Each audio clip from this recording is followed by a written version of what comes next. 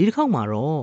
ဝိဇာ8000ထဲမှာတဦးအပါဝင်ဖြစ်တယ်လို့အတီအလင်းမိန့်ကြားတော်မူခဲ့တဲ့အထုပ်တရားဆရာတော်ကြီးရဲ့ထူးခြားတဲ့သိတ္တိတကူများအကြောင်းကိုတင်ဆက်ပေးပါမယ်။ဇဝနမှတ်တိုင်နာကဓာတ်တိုင်ပေါ်ကိုဘုန်းကြီးတစ်ပါးခွာတက်နေတယ်။ဓာတ်တိုင်ကကျွန်းတိုင်မှုသူကတဝက်လောက်ထိတက်သွားနိုင်တယ်။ဆရာတော်ကြီးကသူ့ရဲ့လက်ဝါးပေါ်ကိုရောက်နေတဲ့ခိုးအသေးကောင်ကိုလေနဲ့မှုတ်ပေးလိုက်တယ်။၃ချိန်မှုတ်ပေးတာကိုတွေ့ရတယ်။မကြာမီခိုကလေးမှာအကောင်းပကတိကဲ့သို့ဖြစ်ပြီးဆရာတော်ကြီးရဲ့လက်ဝါးပေါ်ကအနီးရှိဓာတ်ကြိုးပေါ်ကိုပြန်တက်နားနေလိုက်တာကိုလူငယ်တွေအားလုံးတအံ့ဩတွေးလိုက်ကြရလေတယ်။